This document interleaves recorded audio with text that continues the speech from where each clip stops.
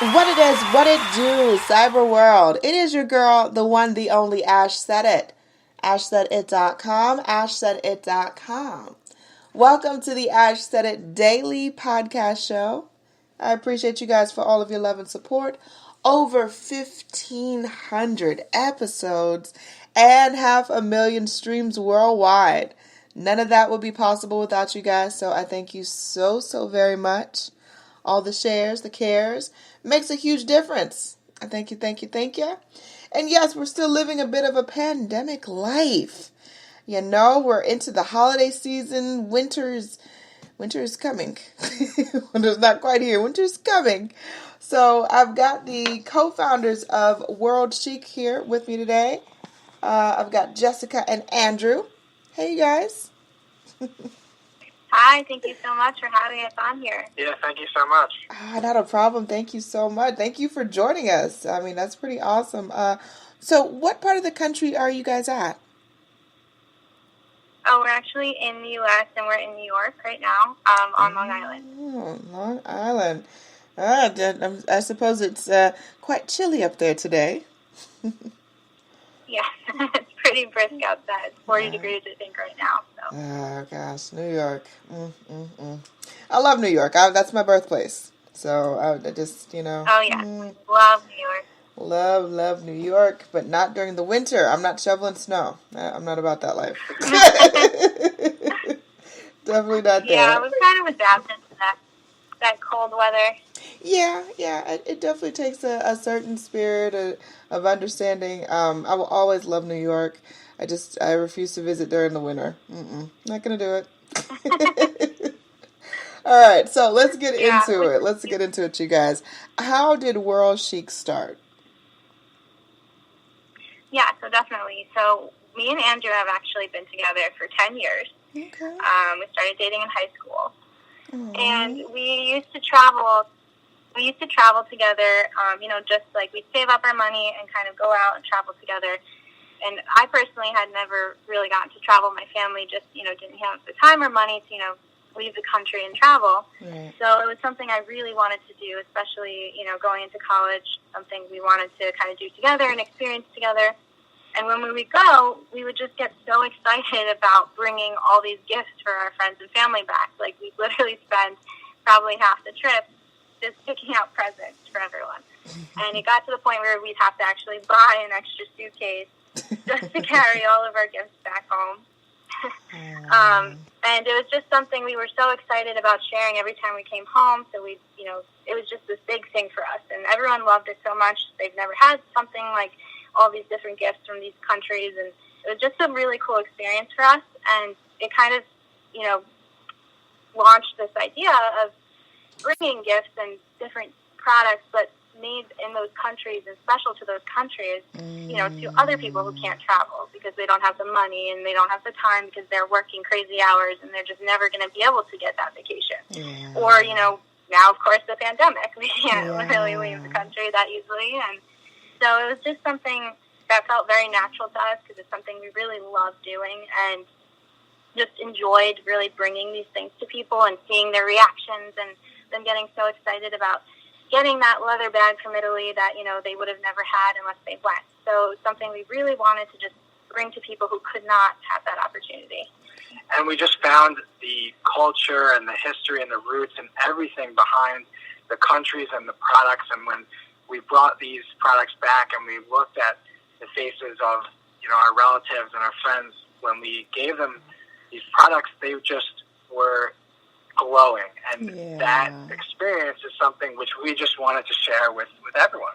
Yes, absolutely. Definitely, yeah. I mean, that just sounds awesome. I mean, who doesn't love to go travel and then, you have that family member or relative bring you back something, it's just so special, especially if it's of another culture, another part of the world, Yeah, and we spent a lot of time trying to really immerse ourselves in that culture.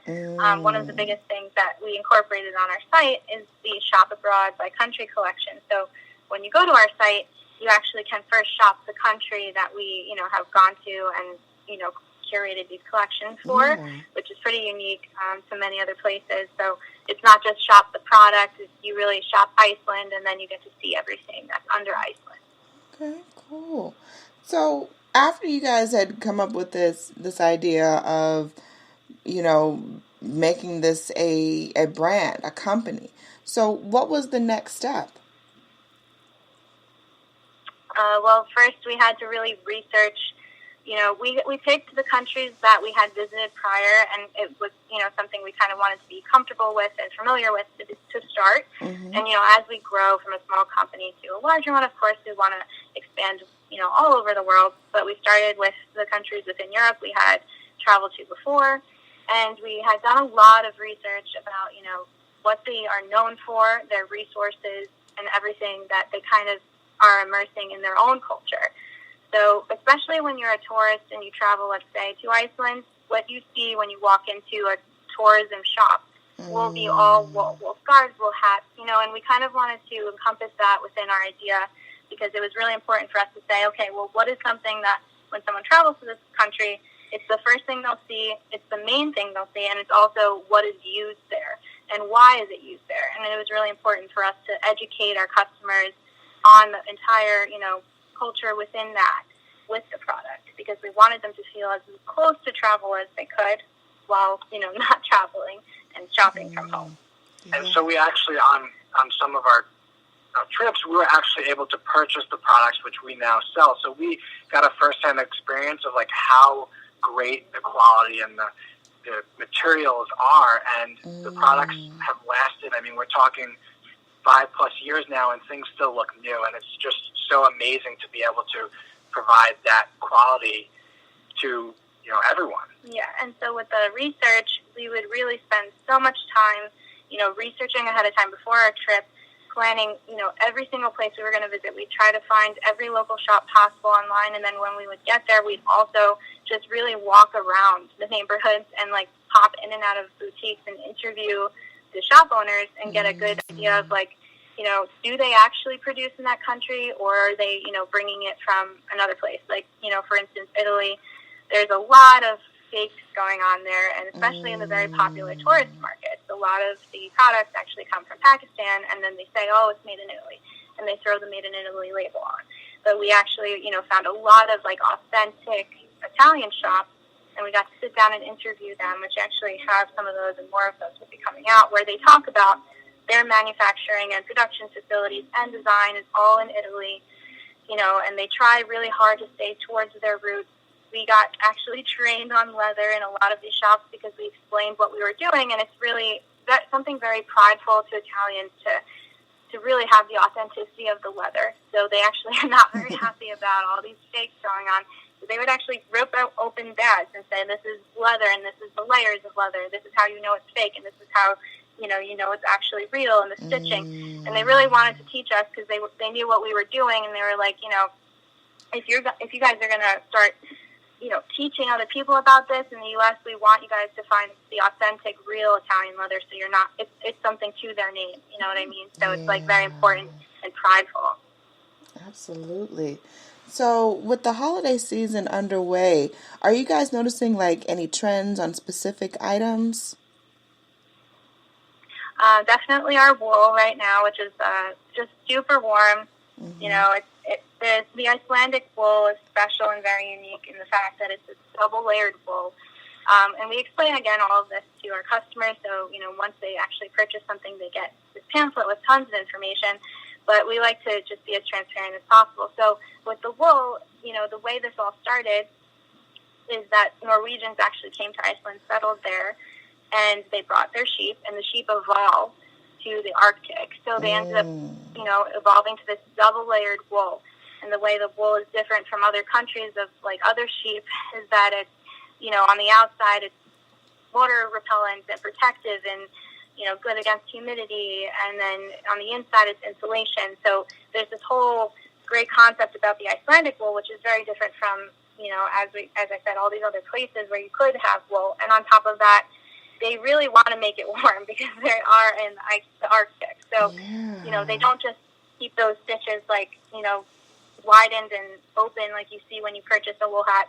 And it's not mixed with cotton or acrylic. It's 100% wool. So it's super warm, and it really does work. I mean, before we even started World Chic, when we were in Iceland, we were freezing because we were traveling, and we were like, what are we going to do? So we bought these wool scarves and hats, and we went on these trips because we were just being tourists. And we were so warm, and we were like, wow, this is incredible. We brought it back to New York in the city, which is always also very cold. And we were like, wow, like, we're not freezing. We can walk around the city and not be freezing. So so it was just something really cool. So the wool, as we, start educating more and more people about specifically this Icelandic wool, and this manufacturer who manufactures for a majority of the Icelanders and companies in Iceland who we work with, it's just becoming more and more popular, and people are realizing, wow, this is so warm. It's unlike anything I've worn. So, and it's really just, you have to get it on yourself to realize. Yeah, we're also noticing the leather from Italy. I mean, we have a lot of bags and backpacks and duffels and briefcases that are just so classic, and they're meant to last a lifetime, and they just get more beautiful from every single wear, and they're definitely one of the best sellers also this holiday season. And the great thing is, unfortunately we're in a pandemic, but with World Chic, we're actually allowing people to feel like they're able to travel. So, we're really focusing on a gift from another country, and you can give your loved one, a product from World Chic this season. Definitely. Last but certainly not least, what's the best way for people to actually check out your collections and to follow you on social media? Yeah, so they can easily just visit worldchic.com, and we are the same handle across all social media platforms. It's at WC World Chic. I love it. Jessica, Andrew, thank you so much for joining us today. We appreciate you. And, thank you so much for having it. Not a problem. Thank you. Awesome.